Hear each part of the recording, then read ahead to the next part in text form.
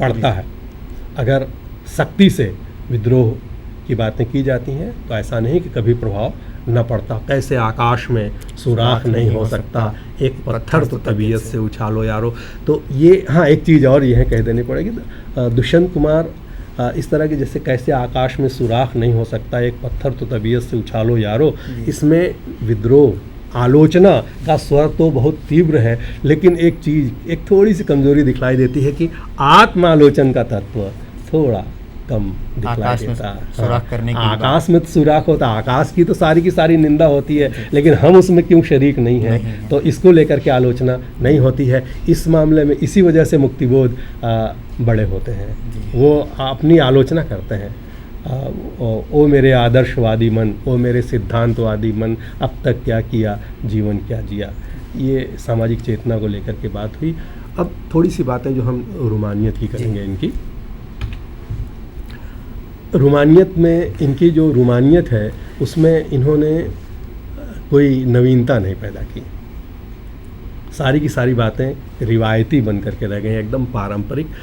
जो उर्दू गज़ल में जिसको सुन सुन करके यूँ समझ लो कान पक गए हों, है ना, उस तरह की चीज़ें ही आपको इसमें किसी को क्या पता था इस अदा पर मर मिटेंगे हम, किसी का हाथ उठा और अलकों तक चलाया। अब इसमें जो स्त्री, जो औरत दिखलाई दे रही है, वो अलकों तक चला गया तो उसका किरदार तो सामने आया ही नहीं ना, वो कैसी होगी, उसका स्वभाव कैसा होगा। दूसरा इस तरह का शेर लेंगे, तुमको निहारता हूँ सुबह से रितम भरा, अब शाम हो रही है मगर मन नहीं भरा। मान लीजिए वो किरदार की कमज़ोर हो जी, है ना, तो भी मन ना भरे, ये तो संभावना है ना जी, हम उसे देखते रहें, तो कैरेक्टर उभर करके सामने नहीं आता है। जैसे चांदनी छत पे चल रही होगी, अब अकेली टहल रही होगी, इसमें एक मिसरे में ही सारी बात है, पूरी बात आ जाती है। हाँ, दूसरा मिसरा तो यूं ही है ना, अब अकेली टहल रही होगी, चांदनी छत पे चल रही होगी, तो किसके किसके साथ थी, ऐसा कोई दृश्य इसमें दिखलाई नहीं दे रहा होगा। और इसी में जॉन एलिया का एक शेर जो है आप देख सकते हैं कि जी ही जी में वो जल रही होगी, ज़मीन यही है जी ही जी में वो जल रही होगी, चांदनी में टहल रही होगी। इसमें जो प्रेमी है उसकी उपेक्षा का असर उसके कैरेक्टर पर पड़ रहा है, ये इसमें दिखलाई देता है। एक ही ज़मीन में होते हुए भी चांदनी में टहल रही है एक औरत जो है, लेकिन वो जी ही जी में जल रही है, तो उसका किरदार, उसका स्वभाव, उसका मन सामने आ रहा है, उभरता है। इसलिए जो है ज़्यादातर प्रेम की गज़लें फेल क्यों हो जाती हैं कि उसमें किरदार जो है सही ढंग से नहीं आ पाता है, तो हम इसमें ऐसा भी देखते हैं। तो एक बात और भी सर पूछनी थी कि रदीफ और काफिये की समझ आपने पहले दिया, लेकिन कहीं कहीं रदीफ टूटते हैं, कहीं काफिया टूटते हैं, ये तो जो हमारे विद्यार्थियों को ये बात समझ में आनी चाहिए। और इसको लेकर के हम उनकी बहुत ही मशहूर गज़ल की बात करें, भूख है तो सब्र कर, रोटी नहीं तो क्या हुआ, आजकल दिल्ली में है ज़ेरे बहस ये मुद्दा। अब इसी में ये जो है मतला है जी, ठीक है, मुद्दा काफिया, इसमें रदीफ नहीं है जी, ठीक है, ये जो है गैर मुरद्दफ गज़ल है, इसमें रदीफ नहीं है, ठीक है। अब ये मतला है, लेकिन अब इसके बाद इसके दूसरा शेर अगर लेते हैं, इस अंगीठी तक गली से कुछ हवा आने तो दो, जब तलक खिलते नहीं ये कोयले देंगे धुआं। अब इसमें अनुस्वार अनुनासिक आ गया, हाँ, चंद्रबिंदी आ गई। अब नतीजा क्या होता है कि मुद्दा का जो आ है, यहाँ आ में जब रूपांतरित हो जाता है तो काफिया टूट जाता है। ऐसे ही खिड़कियाँ में भी काफिया टूट जाता है। और हुआ, असल में हुआ क्या है कि इसमें मुझे ऐसा लगता है कि इसमें एक जो आ के मतलब के जो है शेर आ का जो है ना, ये काफिया वाला एक पूरे का पूरा मतला है इसमें, तो दो एक ही बहर में होने के नाते दो गज़लें एक में गड़बड़ हो गई हैं। ऐसी बात मैंने परिवेश के एक अंक में आलोचना करते हुए कही थी। तो हिंदी गज़ल कुछ मीन में ये चीज़, इस चीज़ का जिक्र किया था। तो ऐसी चीज़ें, अच्छा मान लीजिए ये अब काफ़ी हम दुष्यंत, अच्छा मान लीजिए हमने इनकी ये आलोचना कर दी, तो क्या हम दुष्यंत के दुश्मन हो गए?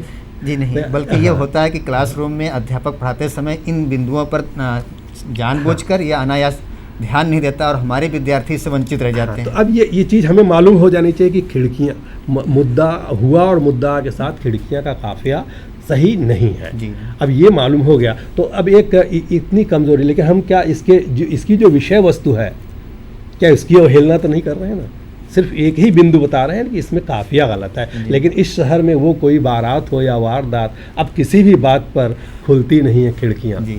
तो ये जो बात है, इस बात की तो हम आलोचना नहीं कर रहे हैं, इसके विषय वस्तु हम कविताओं में कम से कम में 3 बिंदुओं पर चर्चा करनी होती है। एक तो विषय वस्तु जी, दूसरा शिल्प, और तीसरी दृष्टि कैसे? तो हम इसकी दृष्टि के ये संवेदनहीनता जो हमारे समाज की है कि किसी भी बात पर खिड़की न खुले, हाँ, हम तैयार ही नहीं है लोगों का दुख दर्द जानने के लिए।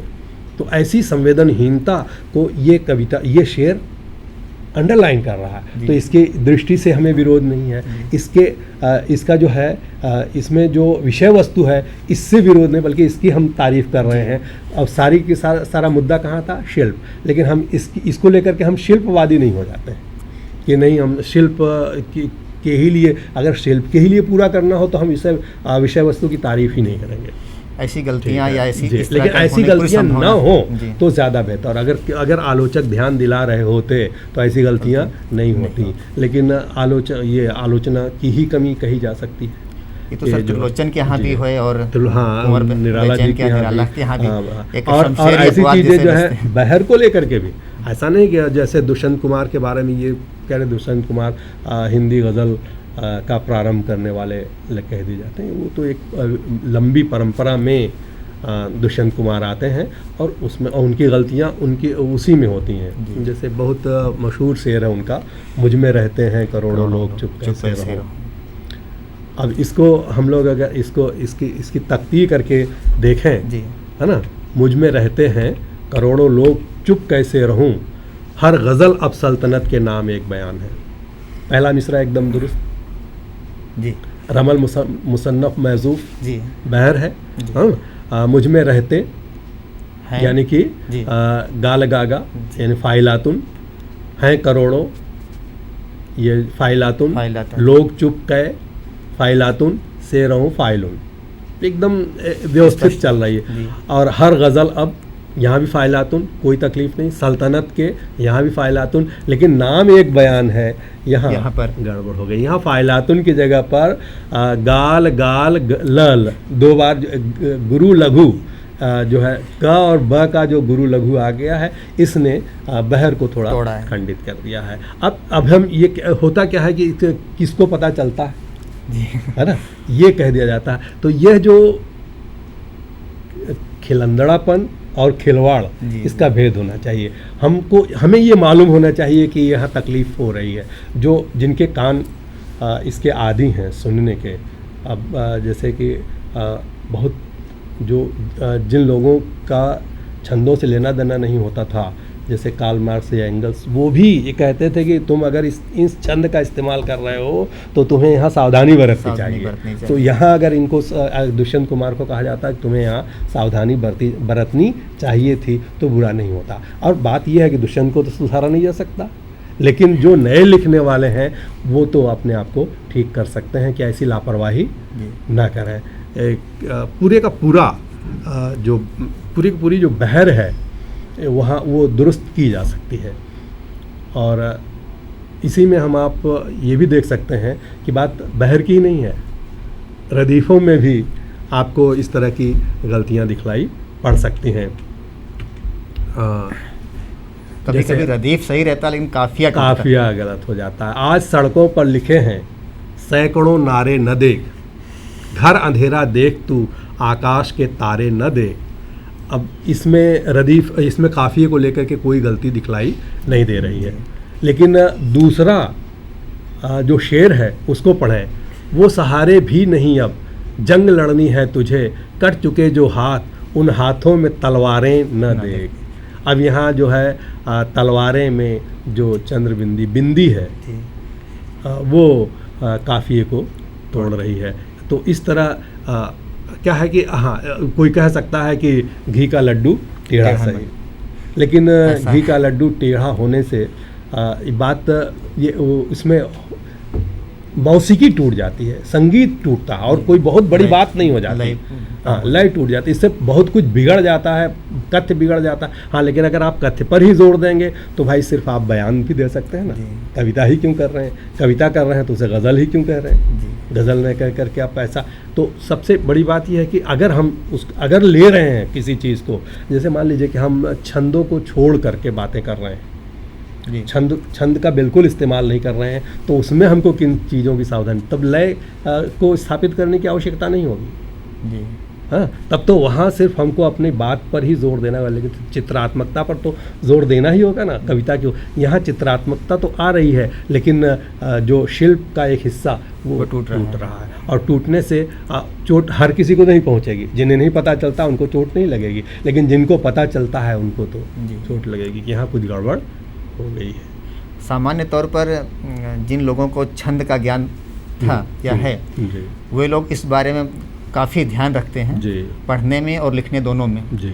किंतु मुक्त छंद के नाम पर जिन लोगों को छंद का ज्ञान नहीं, वो काफ़ी छूट लेते हैं और इस तरह की छूट लेते हैं कि वो ना गद्य कविता रह जाती है, ना छंदस के पल्ले पड़ती है। इसमें हम होता क्या है कि लापरवाही वहाँ से शुरू हो गई है और आप देखेंगे कि तार सप्तक का पहला संग्रह देखेंगे, उसमें एक भी कविता आपको ऐसी नहीं मिलेगी जिसमें छंद का इस्तेमाल ना हो, चाहे वो मुक्त छंद हो चाहे जो है वो छंदोबद्ध कविता है। जैसे मुक्तिबोध की कविता है पूंजीवादी समाज के प्रति, उस कविता में एक बहुत कठिन बहर का इस्तेमाल है, मफ़ऊलात का प्रयोग किया गया है। हाँ, गागा गाल का इस्तेमाल किया गया है और वो साधारण बात नहीं है। इसको तो अरूज भी जो है छंद शास्त्र भी कहता है कि इसका प्रयोग करना बहुत कठिन है, वो उन्होंने किया है।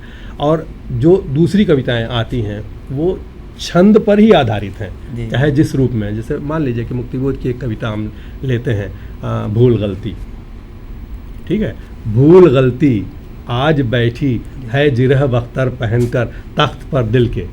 अब कोई पढ़ने वाला जो छंद से परिचित न हो तो वो यही देखेगा कि ये तो गद्य में लिखी हुई गई था, भूल गलती आज बैठी है जिरह बख्तर पहनकर। लेकिन आप देखेंगे भूल गलती में भी फाइलातुन है।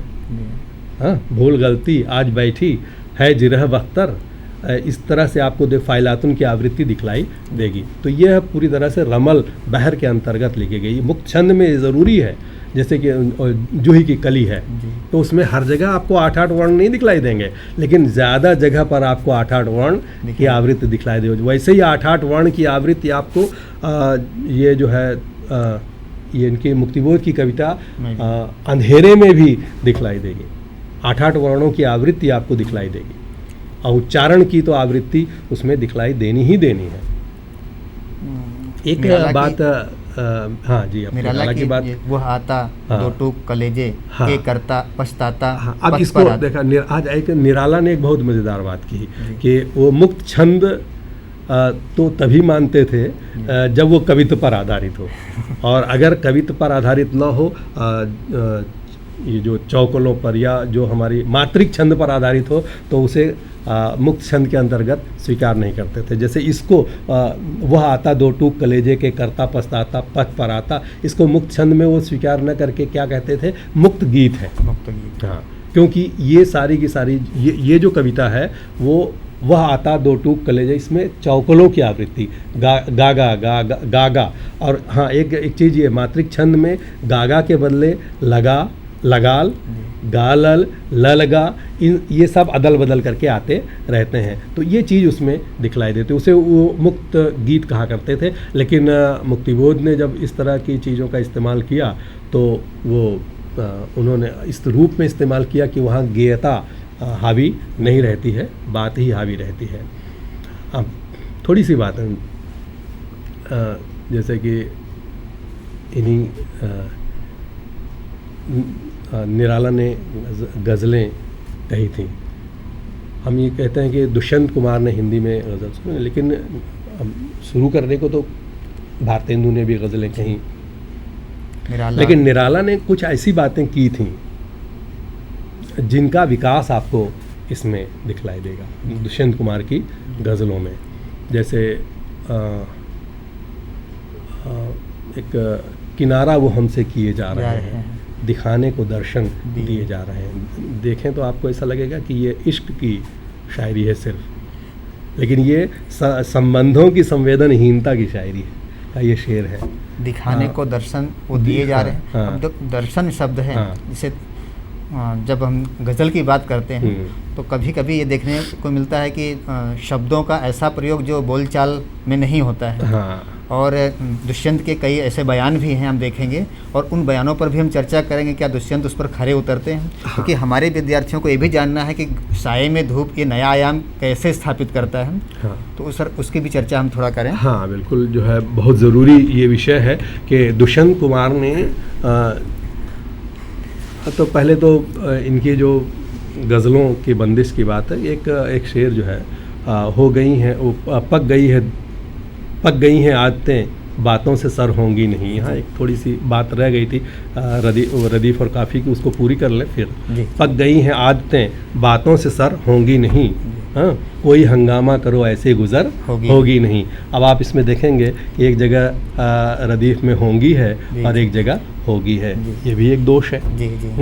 अब इस बात को हम लोग यहाँ पूरा कर दें। दुष्यंत कुमार का एक रवैया जो थोड़ा खिलंदड़ेपन का था, हाँ, और जो खिलवाड़ से मिल गया वो ये कि दुष्यंत कुमार ने अपने मित्र सलीम अश्क को एक पत्र में लिखा था, वैसे मैं गज़ल बंदिशों के पालन के लिए नहीं करता। ये जो तेवर है यह नया नहीं है, बहुत पुराने ज़माने में भी किसी ने कहा था मन नदानम फ़ाइलातुन फ़ाइलात शेर मी गोयम बस आबे हयात। लेकिन वो जिन लोगों ने गज़लें कहीं वो छंद से बाहर, छंद को तोड़ करके नहीं कहीं। तो ऐसी चीज़ें वो जो कमज़ोर करती हैं उन पर हमारा ध्यान रहना चाहिए। लेकिन अब सवाल ये है भाषा की बात बहुत उलझी हुई है।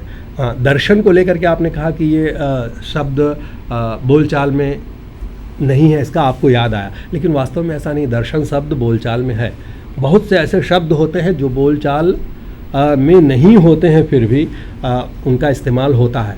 तो खूबसूरती किसमें होती है कि बोलचाल के शब्दों का दबाव, उनका प्रभाव ज़्यादा हो, और उसमें अगर कोई बाहर का शब्द, बोलचाल के बाहर का शब्द आ जाए तो बहुत नुकसान नहीं पहुंचाता। लेकिन वो अगर हावी हो जाते हैं तब नुकसान पहुंचना शुरू हो जाता है।